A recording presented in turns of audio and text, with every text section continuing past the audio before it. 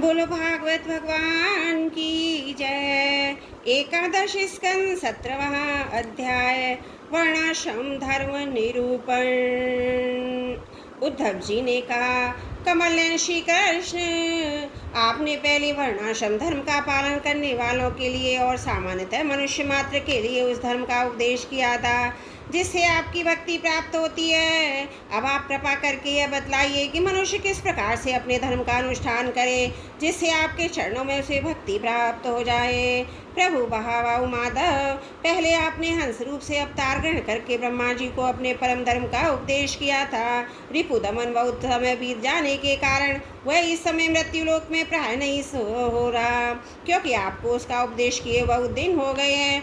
अच्युत पृथ्वी में तथा ब्रह्मा की इस सभा में भी जहाँ संपूर्ण वेद मूर्तिमान होकर विराजमान रहते हैं, आपके अतिरिक्त ऐसा कोई भी नहीं जो आपके इस धर्म का प्रवचन, प्रवर्तन और संरक्षण कर सके। इस धर्म के प्रवर्तक, रक्षक और उपदेशक आप ही हैं। आपने पहले जैसे मधुदैत्य को मारकर वेदों की रक्षा की थी, वैसे ही अपने धर्म की भी रक्षा कीजिए। स्वयं प्रकाश परमात्मन, जब आप पृथ्वी तल से अपनी लीला स्मरण कर लेंगे तब तो इस धर्म का लोप ही हो ही जाएगा, फिर उसे कौन बतावेगा। आप समस्त धर्मों के मर्मज्ञ हैं, इसलिए प्रभु आप इस धर्म का वर्णन कीजिए जो आपकी भक्ति प्राप्त कराने वाला है, और यह भी बतलाइए कि किसके लिए इसका कैसा विधान है।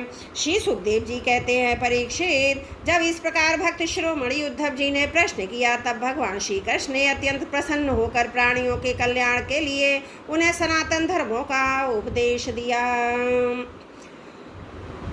भगवान श्री कृष्ण ने कहा, प्रिय उद्धव, तुम्हारा प्रश्न धर्म है, क्योंकि इससे वर्णाश्रम धर्मी मनुष्यों को परम कल्याण स्वरूप मोक्ष की प्राप्ति होती है।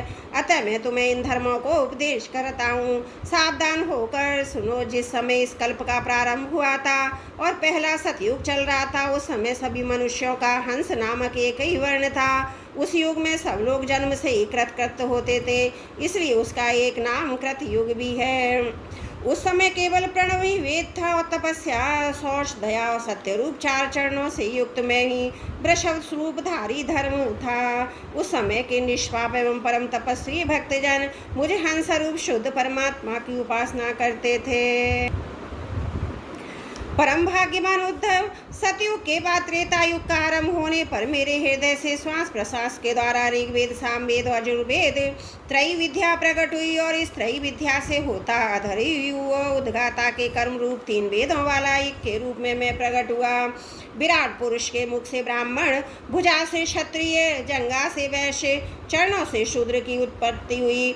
उनकी पहचान उनके स्वभावानुसार और आचरण से होती है। उद्धव जी, विराट पुरुष में भी मैं ही हूँ, इसलिए मेरे ही उरु स्थल से गृहस्थ आश्रम, हृदय से ब्रह्मचार और वक्षस्थल स्थल से वानप्रस्थाश्रम और मस्तक से संन्यासाश्रम की उत्पत्ति हुई है। इन वर्णों आश्रमों के पुरुषों के स्वभाव भी इनके जन्म स्थानों के अनुसार उत्तम, मध्यम और अधम हो गए हैं।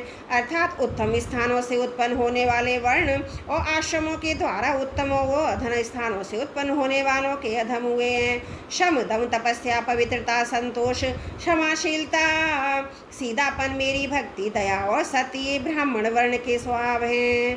तेज, बल, धैर्य, वीरता, सहनशीलता, उदारता, उद्योगशीलता, स्थिरता ब्राह्मण भक्ति और ऐश्वर्य क्षत्रिय वर्ण के स्वभाव हैं। आस्तिकता, दानशीलता, दम्भहीनता, ब्राह्मणों की सेवा करना और धन संचय से संतुष्ट न होना, ये वैश्य वर्ण के स्वभाव हैं। ब्राह्मण गौ देवताओं की निष्कपट भाव से सेवा करना और उसी से जो कुछ मिल जाए उसमें संतुष्ट रहना, ये शूद्र वर्ण के स्वभाव हैं। अपवित्रता, झूठ बोलना, चोरी करना, ईश्वर और परलोक की परवाह न करना, झूठ मूठ झगड़ना, काम, क्रोध और तृष्णा के वश में रहना, ये अंतर्जनों के स्वभाव हैं। उद्धव जी, 4 वर्णों और 4 आश्रमों के लिए साधारणतः धर्म यह है कि मन, वाणी और शरीर से किसी की हिंसा ना करे, सत्य पर दृढ़ रहे, चोरी ना करे, काम, क्रोध तथा लोभ से बचे, और जिन कामों के करने से समस्त प्राणियों की प्रसन्नता और उनका भला वही करे। ब्राह्मण, क्षत्रिय, वैश्य गर्भाधान आदि संस्कारों के क्रम से यज्ञपति संस्कार द्वितीय जन्म प्राप्त करके गुरुकुल में रहे और अपनी इंद्रियों को वश में रखे। आचार्यों के बुलाने पर वेद का अध्ययन करे और उसके अर्थ को भी विचार करे। मेघला, मृग, चर्म वर्ण के अनुसार दंड, रुद्र रुद्राक्ष की माला यज्ञोपति कमंडल धारण करे, सिर पर जटा रखे, शौकीनी के लिए दांत और वस्त्र ना धोवे, रंगीन आसन पर ना बैठे, कुश धारण करे, स्नान भोजन हवन जप और मलमूत्र त्याग के समय मौन रहे, कक्ष और गुप्तेंद्रियों के बालों नाखूनों को कभी ना काटे, पूर्ण ब्रह्मचर्य का पालन करे, स्वयं तो कभी वीरपात करे ही नहीं। यदि स्वप्न आदि में वीर स्खलित हो जाए तो जल में स्नान करके प्राणायाम करे एवं गायत्री का जप करे। ब्रह्मचारी को पवित्रता के साथ एकाग्रचित होकर अग्नि, सूर्य, आचार्य, गौ, ब्राह्मण, गुरु, वृद्धजन, देवताओं की उपासना करनी चाहिए तथा सायंकाल प्रातःकाल मौन होकर संध्या उपासना गायत्री का जप करना चाहिए। आचार्य को मेरा ही स्वरूप समझे, कभी उनका तिरस्कार ना करे, उन्हें साधारण मनुष्य समझकर दोष दृष्टि ना करे, क्योंकि गुरु सर्वदेव में होता है। सायंकाल और प्रातःकाल दोनों समय जो कुछ भिक्षा में मिले लाकर गुरुदेव के आगे रखे। केवल भोजन ही नहीं, जो कुछ भी हो सब तदंतर उनके आज्ञानुसार बड़े संयम से भिक्षा आदि का यथोचित उपयोग करे। आचार्य यदि जाते हों तो उनके पीछे पीछे चले, उनके सो जाने के बाद बड़ी सावधानी से उनसे थोड़ी दूर पर सोवे। थके हों तो पास बैठकर चरण दबावे और बैठे हों तो उनके आदेश की प्रतीक्षा में हाथ जोड़कर पास में ही खड़ा रहे। इस प्रकार अत्यंत छोटे व्यक्ति की भांति सेवा शुश्रूषा के द्वारा सदा सर्वदा आचार्य की आज्ञा में तत्पर रहे। जब तक विद्या अध्ययन समाप्त न हो जाए तब तक सब प्रकार के भोगों से दूर रहकर इसी प्रकार गुरुकुल में निवास करे। कभी अपना ब्रह्मचर्य व्रत खंडित न होने दे। यदि ब्रह्मचारी का विचार हो कि मैं मूर्तिवान वेदों के निवास स्थान ब्रह्मलोक में जाऊं तो उसे आजीवन नैष्ठिक ब्रह्मचर्य व्रत ग्रहण कर लेना चाहिए। वेदों के स्वाध्याय के लिए अपना सारा जीवन आचार्य की सेवा में ही समर्पित कर देना चाहिए। ऐसा ब्रह्मचारी सचमुच ब्रह्म तेज से संपन्न हो जाता है और उसके सारे पाप नष्ट हो जाते हैं। उसे चाहिए कि अग्नि गुरु अपने शरीर और समस्त प्राणियों में मेरी उपासना करे और भाव रखे कि मेरे तथा सबके हृदय में एक ही परमात्मा विराजमान है। ब्रह्मचारी वानप्रस्थ और सन्यासियों को चाहिए वे स्त्रियों को देखना, स्पर्श करना, उनसे बातचीत या हंसी मस्करी आदि करना दूर से ही त्याग दे। मैथुन करने पर प्राणियों पर तो दृष्टिपातक न करे। प्रिय उद्धव, शौच, आचमन, स्नान, संध्या, उपासना, सरलता, तीर्थ सेवन, जप, समस्त प्राणियों में मुझे ही देखना, मन, वाणी और शरीर का संयम ब्रह्मचारी, गृहस्थ, वानप्रस्थ और सन्यासी सभी के लिए एक सा नियम है। अप्रश्यों को न छूना, अभक्ष वस्तुओं को न खाना, जिनसे बोलना नहीं चाहिए उनसे ना बोलना, ये नियम सबके लिए हैं। नैष्ठिक ब्रह्मचारी ब्राह्मण इन नियमों का पालन करने से अग्नि के समान तेजस्वी हो जाता है। तीव्र तपस्या के कारण उसके कर्म संस्कार भस्म हो जाते हैं, अंतकरण शुद्ध हो जाता है, वह मेरा भक्त होकर मुझे प्राप्त कर लेता है। प्यारे उद्धव, यदि नैष्ठिक ब्रह्मचर्य ग्रहण करने की इच्छा न हो तो गृहस्थाश्रम में प्रवेश करना चाहता हो तो विधि पूर्वक वेद अध्ययन समाप्त करके आचार्य को दक्षिणा देकर और उनकी अनुमति लेकर समावर्तन संस्कार करावे। स्नातक बनकर ब्रह्मचर्य आश्रम छोड़ दे। ब्रह्मचारी को चाहिए कि ब्रह्मचर्य आश्रम के बाद गृहस्थ अथवा वानप्रस्थ आश्रम में प्रवेश करे। यदि ब्राह्मण हो तो संन्यास भी ले सकता है अथवा उसे चाहिए क्रमशः एक आश्रम से दूसरे आश्रम में प्रवेश करे, किंतु मेरा आज्ञाकारी भक्त बिना आश्रम के रहकर अथवा विपरीत क्रम से आश्रम परिवर्तन कर स्वेच्छाचार में न प्रवृत्त हो। प्रिय उद्धव, यदि ब्रह्मचार्य आश्रम के बाद गृहस्थ आश्रम स्वीकार करना हो तो ब्रह्मचारी को चाहिए कि अनुरूप शास्त्रोक्त लक्षणों से संपन्न कुलीन कन्या से विवाह करे। वह अवस्था में अपने छोटी या अपने से वर्ण की होनी चाहिए। यदि कामवश उन वर्ण की कन्या से विवाह करना हो तो क्रमशः अपने से भिन्न वर्ण की कन्या से विवाह कर सकता है। यज्ञ आदि अध्ययन और दान करने का अधिकार ब्राह्मण, क्षत्रिय एवं वैश्य को समान रूप से है, परंतु दान लेने, पढ़ाने और यज्ञ कराने का अधिकार केवल ब्राह्मणों को ही है। ब्राह्मण को चाहिए कि इन तीनों वृत्तियों में पतिग्रह अर्थात दान लेने की वृत्ति को तपस्या, तेज और यश का नाश करने वाली समझकर पढ़ाने और यज्ञ कराने के द्वारा ही अपना जीवन निर्वाह करे। और यदि इन दोनों वृत्तियों में भी दोष दृष्टि हो, परालंबन, दीनता आदि दोष दिखते हों तो अन्न कटने के बाद खेतों में पड़े हुए दाने भी इनकर ही अपने जीवन का निर्वाह कर ले।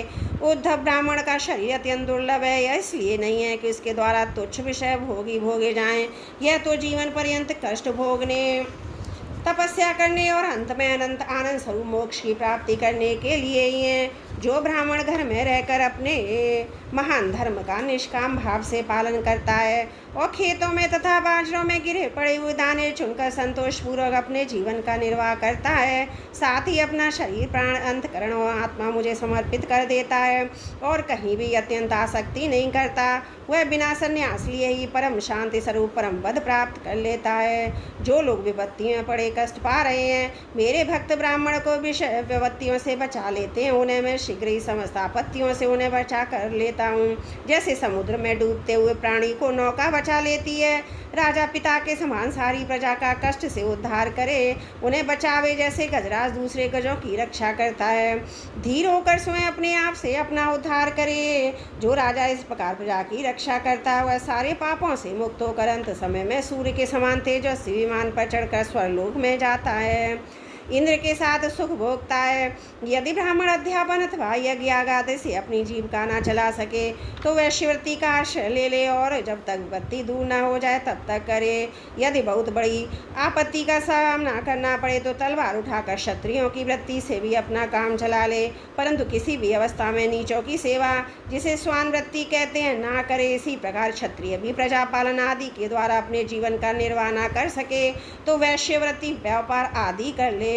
बहुत बड़ी आपत्ति हो तो शिकार के बाद विद्यार्थियों को पढ़ाकर अपनी आपत्ति के दिन काट दे, परंतु नीचों की सेवा श्वान वृत्ति का आश्रय कभी न ले।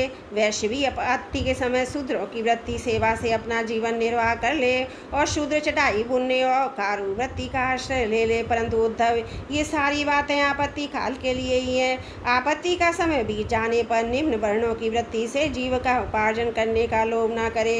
ग्रस्त पुरुष को चाहिए कि वेद अध्ययन रूप ब्रह्म यज्ञ, तर्पण रूप पितृयज्ञ, हवन रूप देव यज्ञ, कागबली आदि भूत यज्ञ और अन्य दान रूप और अतिथि यज्ञ आदि के द्वारा मेरे स्वरूप भूत ऋषि देवता पितर मनुष्य और अन्य समस्त प्राणियों की यथाशक्ति प्रतिदिन पूजा करता रहे।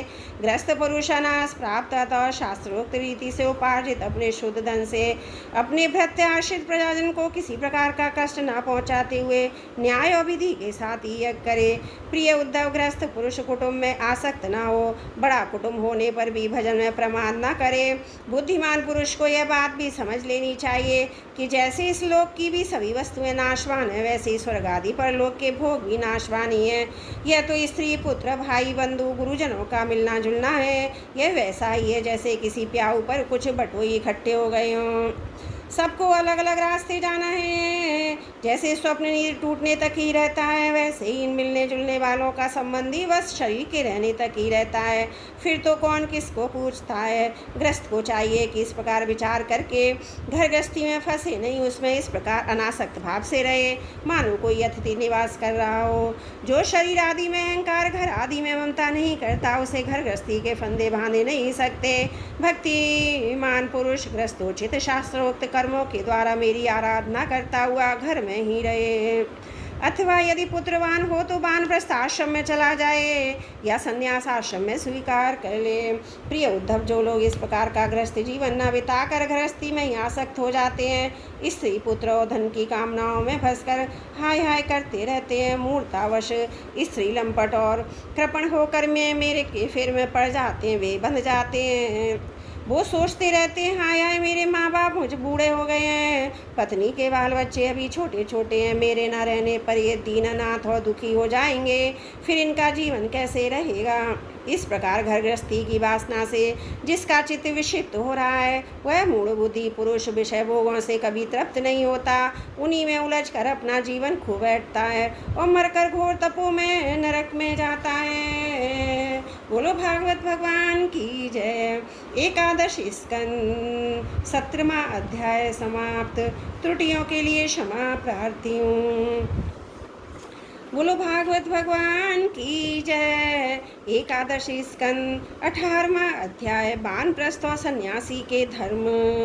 भगवान श्री कृष्ण कहते हैं, प्रिय उद्धव, यदि ग्रस्त मनुष्य वानप्रस्थ आश्रम में जाना चाहे तो अपनी पत्नी को पुत्रों के हाथ सौंप दे अथवा अपने साथ ही ले ले और फिर शांत चित्त से अपनी आयु का तीसरा भाग वन में ही रहकर व्यतीत करे। उसे वन के पवित्र कंदमूल और फलों से निर्वाह करना चाहिए। वस्त्र की जय वृक्षों की छाल पहने और घास पात और वृक्षाला से ही काम निकाल ले।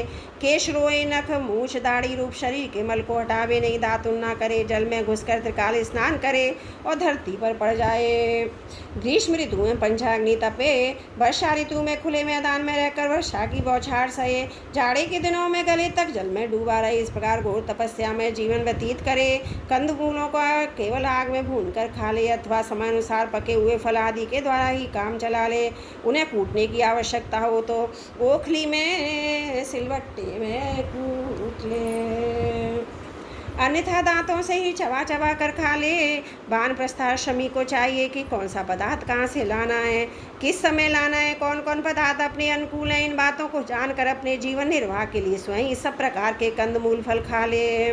देश काल आदि से अनभिज्ञ लोगों से लाए हुए अथवा दूसरे समय के संचित पदार्थों को अपने काम में न ले।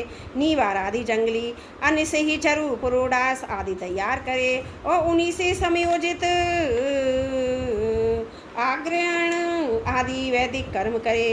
वानप्रस्थ हो जाने पर वेद विहित पशुओं द्वारा मेरा यजन न करे। वेद वेदताओं ने वानप्रस्थी के लिए अग्निहोत्र, दर्श, पौर्णमास और चातुर्मास आदि का वैसा ही विधान किया जैसा ग्रस्तों के लिए है। इस प्रकार घोर तपस्या करते करते मांस सूख जाने के कारण वानप्रस्थी को एक एक नस दिखने लगती है। वह इस तपस्या के द्वारा मेरी आराधना करके पहले तो ऋषियों के लोक में जाता है, फिर वहाँ से मेरे पास आ जाता है, क्योंकि तप मेरा ही स्वरूप है। प्रिय उद्धव, जो पुरुष बड़े कष्ट से किए हुए मोक्ष देने वाले इस महान तपस्या को स्वर्ग, ब्रह्मलोक और छोटे मोटे फलों की प्राप्ति के लिए करता है, उससे बढ़कर मूर्ख कौन होगा। इसलिए तपस्या का अनुष्ठान निष्काम भाव से ही करना चाहिए। प्यारे उद्धव, वानप्रस्थी जब अपने आश्रमोचित नियमों का पालन करने में असमर्थ हो जाए, बुढ़ापे के कारण उसका शरीर कांपने लगे, तब यज्ञ अग्नियों को भावना के द्वारा अपने अंतकरण में आरोपित कर ले और अपना मन मुझ में लगाकर अग्नि में प्रवेश कर जाए। यह विधान केवल उनके लिए जो विरक्त नहीं है। यदि उसकी समझ में यह बात आ जाए कि काम्य कर्मों से उनके फलस्वरूप जो लोक प्राप्ति होती है वे नरकों के समान ही दुखपूर्ण है और मन में लोक परलोक से मेरा पूरा वैराग हो जाए, तो विधि पूर्वक यज्ञ अग्नियों का परित्याग करके संन्यास ले ले। जो वानप्रस्थी सन्यासी होना चाहे वह पहले वेद विधि के अनुसार 8 पहर करके श्राद्ध और प्रजापत्य यज्ञ से मेरा यजन करे। इसके बाद अपना सर्वस्व ऋतुज को दे दे, यज्ञ अग्नियों को अपने प्राणों में लीन कर ले और फिर किसी भी स्थान, वस्तु और व्यक्ति की अपेक्षा न रखकर स्वच्छंद विचरण करे। उद्धव जी, जब ब्राह्मण संन्यास लेने लगता है तब देवता लोग स्त्री पुत्र आदि सगे संबंधियों का रूप धारण करके उसके संन्यास ग्रहण में विघ्न डालते हैं। वे सोचते हैं कि अरे यह तो हम लोगों की अवहेलना कर हम लोगों को लांग कर परमात्मा को प्राप्त होने जा रहा है। यदि सन्यासी वस्त्र धारण करे तो केवल लंगोटी लगा ले और अधिक से अधिक उसके ऊपर एक ऐसा छोटा सा टुकड़ा लपेट ले कि जिसमें लंगोटी ढक जाए। इस आश्रमोचित दंड और कमंडल के अतिरिक्त और कोई भी वस्तु अपने पास न रखे। यह नियम आपती काल को छोड़कर सदा के लिए है। नेत्रों से धरती देखकर पैर रखे, कपड़े से छान कर जल पिए, मुंह से प्रत्येक बात सत्यपूत सत से पवित्र हुई हो निकाले। शरीर से जितने भी काम करे बुद्धि पूर्वक सोच विचार कर ही करे। वाणी के लिए मौन, शरीर के लिए निश्चेष स्थिति और मन के लिए प्राणायाम दंड है। जिसके पास ये तीनों दंड नहीं है वह केवल शरीर पर बांस के दंड धारण करने से दंडी स्वामी नहीं हो जाता। सन्यासी को चाहिए कि जाति च्युतों गो हाथी आदि पतितों को छोड़कर 4 वर्णों की भिक्षा ले। केवल अनिश्चित 7 घरों से जितना मिल जाए उतने से ही संतोष कर ले। इस प्रकार भिक्षा लेकर बस्ती के बाहर जलाशय पर जाए, वहाँ हाथ पैर धोकर जल के द्वारा भिक्षा प्रवित कर ले। फिर शास्त्रोक्त पद्धति से उन्हें भिक्षा का भाग देना चाहिए। उन्हें देकर जो कुछ बचे हुए से मौन होकर खा ले। दूसरे समय के लिए बचा कर ना रखे और ना अधिक मांग कर ही लाए। सन्यासी को पृथ्वी पर अकेले ही विचरण करना चाहिए। उसकी कहीं भी आसक्ति ना हो। जब इंद्रियां अपने वश में हो वह अपने आप में ही मस्त रहे, आत्म प्रेम में ही तन्मय रहे। प्रतिकूल से प्रतिकूल परिस्थितियों में भी धैर्य रखे और सर्वत्र समान रूप से स्थित परमात्मा का अनुभव करता रहे। सन्यासी को निर्जन और निर्भय एकांत स्थान में रहना चाहिए। उसका हृदय निरंतर मेरी भावना से विशुद्ध बना रहे। वह अपने आप को मुझसे अभिन्न अद्वितीय अखंड के रूप में चिंतन करे। वह अपनी ज्ञान निष्ठा से चित्त के बंधन मोक्ष पर विचार करे तथा निश्चय करे कि इंद्रियों को विषयों के लिए विक्षिप्त होना चंचल होना पसंद है और उनको संयम में रखना ही मोक्ष है। इसलिए सन्यासी को चाहिए कि मन और पांचों ज्ञानेंद्रियों को जीत ले, भोगों की शुद्धता समझकर उनकी ओर से सर्वदा मुंह मोड़ ले और अपने आप में ही परमानंद का अनुभव करे। इस प्रकार वह मेरी भावना से भरकर पृथ्वी में विचरता रहे, केवल भिक्षा के लिए ही नगर गांव अहीरों की बस्ती या यात्रियों की टोली में जाए। पवित्र देश, नदी, पर्वत, वनों, आश्रमों से पूर्ण पृथ्वी में बिना कहीं ममता जोड़े को फिरता घूमता रहे। भिक्षा भी अधिकतर वानप्रस्थियों के आश्रम से ही ग्रहण करे, क्योंकि कटे हुए खेतों के दाने से बनी हुई भिक्षा शीघ्र ही चित्त को शुद्ध कर देती है। उससे बचा खुचा मोह दूर होकर सिद्ध प्राप्त हो जाता है। विचारवान सन्यासी दृश्यमान जगत को वस्तु कभी न समझे, क्योंकि वह तो प्रत्यक्ष ही नाशवान है। इस जगत में कहीं भी अपने चित्त को लगाए नहीं। इस लोक और परलोक में जो कुछ करने पाने की इच्छा हो उससे विरक्त हो जाए।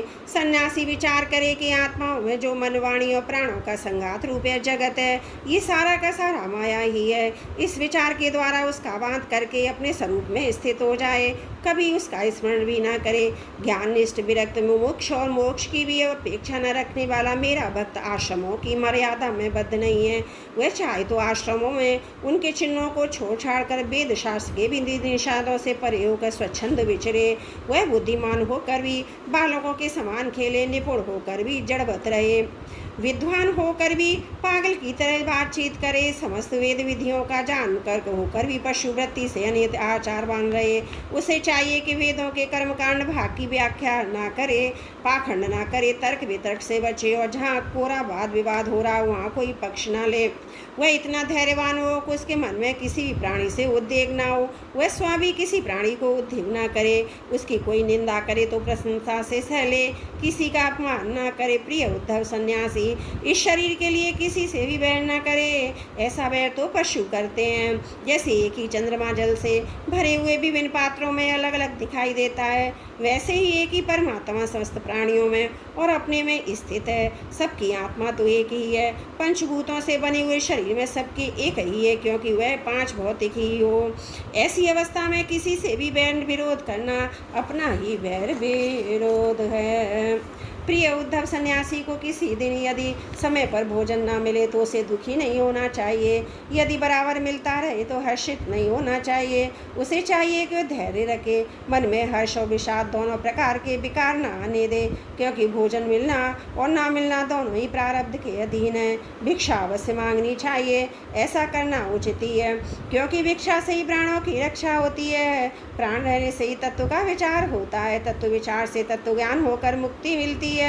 सन्यासी को प्रारब्ध के अनुसार अच्छी या बुरी जैसी भी भिक्षा मिल जाए उसी से पेट भर ले। वस्त्र विछौने भी जैसे मिल जाए उन्हीं से काम चला ले। उनमें अच्छेपन या बुरेपन की कल्पना ना करे। जैसे मैं परमेश्वर होने पर भी अपनी लीला से ही शौच और शास्त्रोक्त नियमों का पालन करता हूँ, वैसे ही ज्ञाननिष्ठ पुरुष भी शौच, आचमन, स्नान दूसरे नियमों को लीला से ही आचरण करे। वह शास्त्र विधि के अधीन होकर विधि किंकर होकर ना करे, क्योंकि ज्ञाननिष्ठ पुरुष को भेद की प्रतीति ही नहीं होती। जो पहले थी वह भी मुझ परमात्मा के साक्षात्कार से नष्ट हो गई। यदि कभी कभी मरण पर्यंत बाधित वेद की प्रतीति भी होती है, तब भी देहपात हो जाने पर मुझसे एक हो जाता है।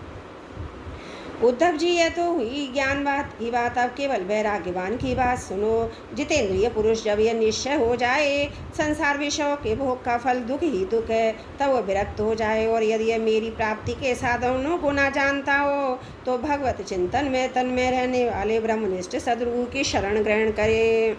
वह गुरु की दृढ़ भक्ति करे, श्रद्धा करे और मैं दोष कभी न निकाले। जब तक ब्रह्म का ज्ञान हो तब तक बड़े आदर से मुझे ही गुरु के रूप में समझता हुआ उनकी सेवा करे। किंतु जिसने पांच इंद्रियों, मन, इन छहों पर विजय नहीं प्राप्त की है, जिसके इंद्रिय रूपी घोड़े और बुद्ध रूपी सारथी बिगड़े हुए हैं और जिसके हृदय में ज्ञान है और ना तो वैराग हुआ है, यदि त्रिदंडी सन्यासी का वेश धारण कर पेट पालता है तो वह सन्यास धर्म का सत्यानाश ही कर रहा है। अपने पूज्य देवताओं प्रज्ञाओं को, अपने आप को और अपने हृदय में स्थित मुझको ठगने की चेष्टा करता है। अभी इस वेश मात्र के सन्यासी की वासनाएं क्षीण नहीं है, इसलिए वह इस लोक और परलोक दोनों से हाथ धो बैठता है। सन्यासी का मुख्य धर्म है शांति और अहिंसा, वानप्रस्थी का मुख्य धर्म है तपस्या और भगवत नाम, गृहस्थ का मुख्य धर्म है प्राणियों की रक्षा और यज्ञ योग, और ब्रह्मचारी का मुख्य धर्म है आचार्य की सेवा। गृहस्थ भी केवल ऋतुकाल में ही अपनी स्त्री का सहवास करे, उसके लिए ब्रह्मचर्य और तपस्या सो संतोष समस्त प्राणियों के प्रति आपको मुख्य धर्म है। मेरी उपासना तो सभी को करनी चाहिए। जो पुरुष इस प्रकार अन्य भाव से अपने वर्णाश्रम धर्म के द्वारा मेरी सेवा में लगा रहता है, समस्त प्राणियों में मेरी भावना करता रहता है, उसे मेरी अविचल प्राप्ति प्राप्त हो जाती है। उद्धव जी, मैं संपूर्ण लोगों का एकमात्र स्वामी, सबकी उत्पत्ति और प्रलय का परम कारण ब्रह्म हूँ। नित्य निरंतर बढ़ने वाली अखंड भक्ति के द्वारा मुझे प्राप्त कर लेता है। इस प्रकार वह गृहस्थ धर्म पालन के द्वारा अंतकरण को शुद्ध करके मेरे ऐश्वर्य को, मेरे स्वरूप को जान लेता है और ज्ञान विज्ञान से संपन्न होकर शीघ्र ही मुझे प्राप्त कर लेता है। मैंने तुम्हें ये सदाचार रूप वर्णाश्रमियों का धर्म बतलाया है। यदि इस धर्म अनुष्ठान में मेरी भक्ति का पुट लग जाए, तब तो इससे अनायासी परम कल्याण रूप मोक्ष की प्राप्ति हो जाए। साधु स्वाबुद्ध, तुमने मुझसे जो प्रश्न किया था उसका उत्तर मैंने दिया और यह बतला दिया कि अपने धर्म का पालन करने वाला भक्त मुझ पर ब्रह्म स्वरूप को किस प्रकार प्राप्त होता है। बोलो भागवत भगवान की जय। एकादश स्कंद 18वां अध्याय समाप्त। त्रुटियों के लिए क्षमा प्रार्थी हूँ। बोलो भागवत भगवान की जय। एकादश स्कंद 19वां अध्याय भक्ति ज्ञान और यम नियम आदि साधनों का वर्णन। भगवान श्री कृष्ण कहते हैं, उद्धव जी, जिसने उपनिषद आदि शास्त्रों के श्रवण मनन और निध्याध्यासन के द्वारा आत्म साक्षात्कार कर लिया है, जो क्षत्रिय और ब्रह्मनिष्ठ है, जिसका निश्चय केवल युक्तियों में और अनुमानों पर ही निर्भर नहीं करता, दूसरे शब्दों में जो केवल परोक्ष ज्ञानी नहीं है, और यह जानकर कि संपूर्ण द्वैत प्रपंच और उसकी निवृत्ति का साधन वृत्ति ज्ञान माया मात्र है, उसे मुझ में लीन कर दें, वे दोनों ही मुझ आत्मा में अध्यस्त हैं, ऐसा जान लें। ज्ञानी पुरुष का अविष्ट पदार्थ मैं ही हूँ, उसके साधन साध्य स्वर्ग अपवर्ग भी मैं ही हूँ। मेरे अतिरिक्त और किसी पदार्थ से वह प्रेम नहीं करता। जो ज्ञान और विज्ञान से संपन्न सिद्ध पुरुष है, वे ही मेरे वास्तविक स्वरूप को जानते हैं, इसलिए ज्ञानी पुरुष मुझे सबसे प्रिय हैं। उद्धव जी, ज्ञानी पुरुष अपने ज्ञान के द्वारा निरंतर मुझे उनके अंतकरण धारण करता है। तत्व ज्ञान के लेश मात्र का उदय हो जाने से सिद्धि प्राप्त होती है। वह तपस्या, तीर्थ, जप, दान, अंतकरण शुद्धि के और किसी भी साधन से पूर्णतया नहीं हो सकती है। इसलिए मेरे प्यारे उद्धव, तुम ज्ञान के सहित अपने आत्मस्वरूप को जान लो, फिर ज्ञान विज्ञान से संपन्न होकर भक्ति भाव से मेरा भजन करो। बड़े बड़े ऋषि मुनियों ने ज्ञान विज्ञान रूप यज्ञ के द्वारा अपने अंतकरण में मुझ सब यज्ञों के अधिपति आत्मा का यजन करके परम सिद्धि प्राप्त की है। उद्धव, आध्यात्मिक, आदि दैविक और आदि भौतिक इन 3 विकारों की समष्टि हुई शरीर है। यह सर्वदा तुम्हारे आश्रित है। यह पहले नहीं था और अंत में नहीं रहेगा, केवल बीच में ही दिख रहा है, इसलिए इसे जादू के खेल के समान माया ही समझना चाहिए। इसके जो जन्मना, रहना, बढ़ना, बदलना, घटना और नष्ट होना, ये 6 भाव विकार हैं। इनसे तुम्हारा कोई संबंध नहीं है। यही नहीं है विकार, उसके भी नहीं है, क्योंकि यह स्वयं असत है। असत वस्तु तो पहले नहीं थी, बाद में भी नहीं रहेगी, इसलिए बीच में भी उसका कोई अस्तित्व नहीं होता। उद्धव जी ने कहा, विश्वरूप परमात्मन, आप ही विश्व के स्वामी हैं। आपका ये वैराग्य विज्ञान से युक्त सनातन एवं विशुद्ध ज्ञान जिस प्रकार सुदृढ़ हो जाए, उसी प्रकार मुझे स्पष्ट करके समझाइए और उस अपने भक्ति योग का भी वर्णन कीजिए, जिसे ब्रह्मा आदि महापुरुष भी ढूंढा करते हैं। मेरे स्वामी, जो पुरुष इस संसार के विकट मार्ग में तीनों तापों के थपेड़े खा रहे हैं, भीतर बाहर जल बुन रहे हैं, उनके लिए आपके अमृतवर्षी युगल चरणाबिंदों की छत्र छाया के अतिरिक्त और कोई भी आश्रय नहीं दिखता। महानुभाव, आपका ये अपना सेवक अंधेरे कुएं में पड़ा हुआ है, काल रूपी सर्प ने इसे डस रखा है, फिर भी विषयों के क्षुद्र सुख भोगों की तीव्र तृष्णा मिटती नहीं, बढ़ती ही जा रही है। आप कृपा करके इसका उद्धार कीजिए और इसे मुक्त करने वाली वाणी की सुधाधारा से इसे सरोवर कर दीजिए। भगवान श्री कृष्ण ने कहा, उद्धव जी, जो प्रश्न तुमने मुझसे किया यही प्रश्न धर्मराज युधिष्ठिर ने धार्मिक शिरोमणि भीष्म पितामह से किया है। उस समय हम सभी लोग वहाँ विद्यमान थे।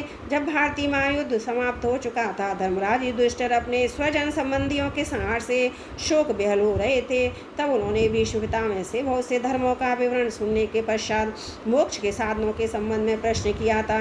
उस समय भीष्म पितामह के मुख से सुने हुए मोक्ष धर्म में तुम्हें सुनाऊंगा, क्योंकि विज्ञान, वैराग्य, विज्ञान, श्रद्धा, भक्ति के भावों से परिपूर्ण है। उद्धव जी, जिस ज्ञान से प्रकृति, पुरुष में तत्व, अहंकार, पंच तन्मात्राएं, 9, 5 ज्ञानेंद्रियाँ, 5 कर्मेंद्रियाँ, 1 मन, 11, 5 महाभूत, 3 गुण अर्थात इन 28 तत्वों को ब्रह्मा से लेकर तृण तक संपूर्ण कार्यों में देखा जाता है। उनमें भी एक परमात्म तत्व के अनुगत रूप से देखा जाता है, वह परोक्ष ज्ञान है। ऐसा मेरा निश्चय है। जब जिस एक तत्व से अनुगत एक आत्मा तत्व को पहले देखता था, उनको पहले के समान ना देखे, किंतु एक परम कारण ब्रह्म को ही देखे, तब यही निश्चित विज्ञान, अपरोक्ष ज्ञान कहा जाता है। इस ज्ञान और विज्ञान को प्राप्त करने की युक्ति है कि यह शरीर आदि जितने भी त्रिगुणात्मक सवाय पदार्थ हैं, उनकी स्थिति, उत्पत्ति और प्रलय का विचार करे। जो तत्व वस्तु सृष्टि के प्रारंभ में, अंत में कारण रूप से स्थित रहती है, वही मध्य में भी रहती है, वही प्रतीयमान कार्य से प्रतीयमान कार्यांतर में अनुगत भी होती है। फिर उन कार्यों का प्रलय और बांध होने पर भी उसके साक्षी अधिष्ठान रूप से शेष रह जाती है, वही सत्य परमार्थ वस्तु है, ऐसा समझें। श्रुति, प्रत्यक्ष, इतिहास, महापुरुषों में प्रसिद्धि, अनुमान, प्रमाणों में ये 4 मुख्य हैं। इनकी कसौटी पर कसने से दृश्य प्रपंच स्थिर, नश्वर और विकारी होने के कारण सत्य सिद्ध नहीं होता। इसलिए विवेकी पुरुष इस विविध कल्पना रूप अथवा शब्द मात्र प्रपंच से विरक्त हो जाता है। विवेकी पुरुष को चाहिए कि वह स्वर्ग आदि फल देने वाली यज्ञ आदि कर्मों के परिणामी नश्वर होने के कारण ब्रह्मलोक पर्यंत स्वर्गादि सुख अदृष्ट को भी इस प्रत्यक्ष विषय सुख के समान ही अमंगल, दुखदायी एवं नाशवान समझें। निष्पाप उद्धव जी, भक्ति योग का वर्णन मैं तुम्हें पहले ही सुना चुका हूँ, परंतु उसमें तुम्हारी बहुत ही प्रीति है, इसलिए मैं तुम्हें फिर से भक्ति प्राप्त होने का श्रेष्ठ साधन बतलाता हूँ। जो मेरी भक्ति प्राप्त करता है, वह मेरी अमृतमयी कथा में श्रद्धा रखे, निरंतर मेरे गुण लीला नामों का संकीर्तन करे, मेरी पूजा अत्यंत निष्ठा रखे, श्रोतों के द्वारा मेरी स्तुति करे, मेरी सेवा पूजा में प्रेम रखे, सामने साष्टांग लौटकर प्रणाम करे, मेरे भक्तों की पूजा मेरी पूजा से बढ़कर करे और समस्त प्राणियों में मुझे ही देखे, अपने एक एक अंग की चेष्टा केवल मेरे ही लिए करे, वाणी ही में मेरे गुणों का गान करे, अपना मन भी मुझे ही अर्पित कर दे, सारी कामनाएं छोड़ दे, मेरे लिए धन भोग प्राप्त सुख का भी परित्याग कर दे, और जो कुछ यज्ञ, दान, हवन, जप, व्रत और तप किया जाए वह सब मेरे लिए ही करे। उद्धव जी, जो मनुष्य इन धर्मों का पालन करते हैं और मेरे प्रति आत्मनिवेदन करते हैं, उनके हृदय में मेरी प्रेममयी भक्ति का उदय होता है। जिसे मेरी भक्ति प्राप्त हो गई, उसके लिए और किस दूसरी वस्तु का प्राप्त होना शेष रह जाता है। इस प्रकार धर्मों का पालन करने में चित्त में सतगुण की वृद्धि होती है और शांत होकर आत्मा में लग जाता है। उस समय साधक को धर्म, ज्ञान, वैराग्य, ऐश्वर्य स्वयं प्राप्त हो जाते हैं। ये संसार विविध कल्पनाओं से भरपूर है। सच पूछो तो इसका नाम तो है, किंतु कोई वस्तु नहीं है। जब चित्त इसमें लगा दिया जाता है, तब इंद्रियों के साथ इधर भटकने लगता है। इस प्रकार चित्त में रजोगुण की बाढ़ आ जाती है, वह असत वस्तु में लग जाता है, उसके धर्म, ज्ञान आदि में लुप्त हो जाते हैं और अधर्म, अज्ञान, मोह का भी घर बन जाता है। उद्धव, जिससे मेरी भक्ति हो वही धर्म है, जिसमें ब्रह्म हो, आत्मा की एकता का साक्षात्कार हो वही ज्ञान है, विषयों से असंग निर्लेप रहना ही वैराग्य है और अणिमादि सिद्धियां ही ऐश्वर्य हैं। उद्धव जी ने कहा, रिपुसूदन, यम नियम कितने प्रकार के हैं? श्री कृष्ण, शम क्या है, दम क्या है प्रभु, तितिक्षा और धैर्य क्या है? आप मुझे दान, तपस्या, शूरता, सत्य और ऋतु का भी स्वरूप बतलाइए। त्याग क्या है? अविष्ट धन कौन सा है? ज्ञान किसे कहते हैं? दक्षिणा क्या वस्तु है? श्रीमान केशव, पुरुष का सच्चा बल क्या है? भग किसे कहते हैं, लाभ क्या वस्तु है, और उत्तम विद्या लज्जा सीधा सुख और दुख क्या है, पंडित और मूर्ख के लक्षण क्या है, सुमार कुमार का लक्षण क्या है, स्वर्ग नरक क्या है, भाई बंधु कैसे मानना चाहिए, और घर क्या है, धनवान और निर्धन किसे कहते हैं, कृपण कौन है और ईश्वर किसे कहते हैं। भक्तवत्सल प्रभु, आप मेरे इन प्रश्नों का उत्तर दीजिए और साथ ही इनके विरोधी भावों की भी व्याख्या कीजिए। भगवान श्री कृष्ण कहते हैं, यम 12 अहिंसा सत्य अस्ति, चोरी ना करना, असंगता लज्जा असंचय, आवश्यकता से अधिक संचय जोड़ना, आस्तिकता ब्रह्मचर्य मौन स्थिरता क्षमा अभय, नियमों की संख्या भी 12 ही है। शौच बाहरी पवित्रता भीतरी पवित्रता, जप तप हवन श्रद्धा, अतिथि सेवा मेरी पूजा, तीर्थ यात्रा परोपकार की चेष्टा, संतोष और गुरु सेवा, इस प्रकार का यम और नियम दोनों ही 12 संख्या 12 हैं। ये सकाम और निष्काम दोनों प्रकार के साधकों के लिए उपयोगी हैं। उद्धव जी, जो पुरुष इनका पालन करते हैं वे यम और नियम इनके इच्छानुसार ने भोग और मोक्ष दोनों प्रदान करते हैं।